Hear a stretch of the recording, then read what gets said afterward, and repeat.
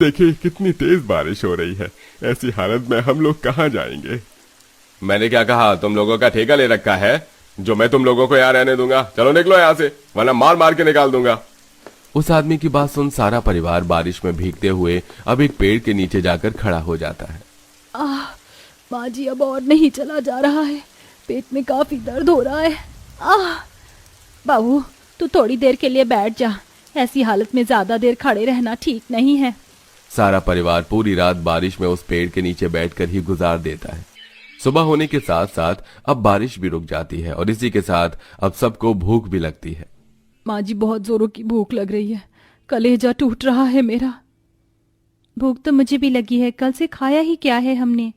सभी को भूख लगता देख कार्तिक जैसे ही अपनी जेब में हाथ डालता है तो उसे वहां अठन्नी तक नहीं मिलती, जिसे देख अब सभी लोग भूख के मारे अपना पेट पकड़कर उस पेड़ के नीचे बैठ जाते हैं। तभी पारुल और आराध्या को सामने एक ट्रैफिक सिग्नल दिखाई देता है, जिसे देख वो उस ट्रैफिक सिग्नल पर जाते हैं और गाड़ियों से खाने की भीख मांगते हैं।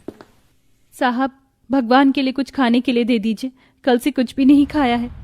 कुछ खाने के लिए दे दीजिए, मैं और मेरे पेट में पल रहा बच्चा काफी वक्त से भूखे हैं। बहुत अच्छे से जानता हूँ तुम जैसी औरतों को।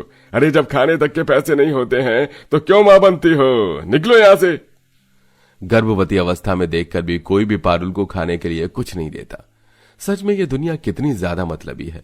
अब सभी लोग दोबारा से उस पेड़ के नीचे बैठ जाते हैं और ऐसे ही रात हो जाती है, जिसे देख पूरा परिवार अब ट्रैफिक सिग्नल पर सो रहे भिखारियों के बगल में सो जाता है।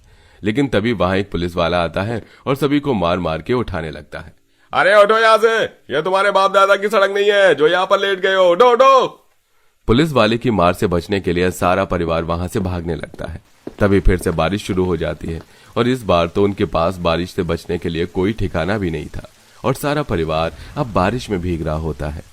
भगवान ऐसा बारिश का कहर किसी दुश्मन के परिवार पर भी ना लाए। सारा परिवार बारिश में कई घंटे तक चलता रहता है और एक जगह ठहर कर बैठ जाता है। तभी अचानक पारुल के पेट में दर्द उठता है। माँ जी मेरा पेट। ये भाभी के पेट में अचानक दर्द क्यों हो रहा है? लगता है तेरी भाभी की डिलीवरी का वक्त आ गया है। अब हम क्या करें? यहाँ तो आसपास कोई अस्पताल भी नहीं दिख रहा है। पारुल को लेबर पेन का दर्द शुरू हो जाता है, जिसे देख कार्तिक और सुरेश आसपास के घरों में लोगों से मदद मांगते हैं, लेकिन इस भयंकर बारिश में कोई भी उनकी मदद करने के लिए तैयार नहीं होता। तभी आराध्या को एक बैलगाड़ी दिखती है और वो जल्दी से उस बैलगाड़ी को लाती है। कार्तिक पारुल को उठाकर उस बैलगाड़ी के अंदर रख देता है और अब सास और नंद मिलकर पारुल की डिलीवरी करते हैं। कुछ ही देर में पारुल एक सुंदर से बेटे को जन्म देती है। ये देख बहू, मुन्ना बिल्कुल तुझ पर गया है। हमने तो जैसे तैसे कर इस बारिश के कहर को बर्दाश्त कर लिया, लेकिन ये नन्ही जान कैसे बर्दाश्त करेगी? बस अब बहुत हुआ, बहुत हो गया। पर ये बारिश का कहर अब बहुत हो गया, लेकिन अब नहीं, अब और नहीं। कार्तिक सुबह तक बारिश के रुकने का इंतजार करता है। जैसे ही बारिश रुकती है तो कार्तिक शहर के पास वाले जंगल में जाता है और वहां से कुछ लकड़ियां और लोगों के खेतों से बची कुची सूखी फूस और घास लेकर आता है। आप ये फूस और लकड़ियां क्यों लेकर आए हैं? आप इससे क्या करना चाहते हैं?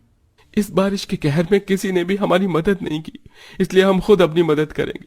हम अपने लिए खुद घर बनाएंगे। कार्तिक अपने माता पिता और बहन के साथ मिलकर उस फूस और लकड़ी की मदद से एक छोटी सी झोपड़ी तैयार करता है और झोपड़ी के ऊपर एक बड़ी सी पन्नी भी बिछा देता है। ये हमारी छोटी सी झोपड़ी तो काफी ज्यादा सुंदर है और मजबूत भी लग रही है। ये झोपड़ी इस भयंकर बारिश के कहर से हमें कुछ दिन तो बचा ही लेगी। मैंने बिल्कुल शहर के पास झोपड़ी बनाई है। अब मैं आराम से शहर में जाकर काम कर सकूंगा।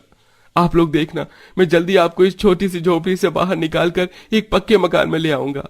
आप नहीं भैया, मैं भी आपकी मदद करना चाहती हूँ। अगर हम दोनों मिलकर काम करेंगे तो जल्दी अपने परिवार के लिए एक अच्छा घर बना पाएंगे। कार्तिक आराध्या शहर में ही एक फैक्ट्री के अंदर नौकरी करना शुरू कर देते हैं। कुछ वक्त में वो थोड़े बहुत पैसे इकट्ठा करके एक अच्छा और पक्का किराए का घर ले लेते हैं, जिसके अंदर बारिश के मौसम में वो सब आराम से रहते हैं।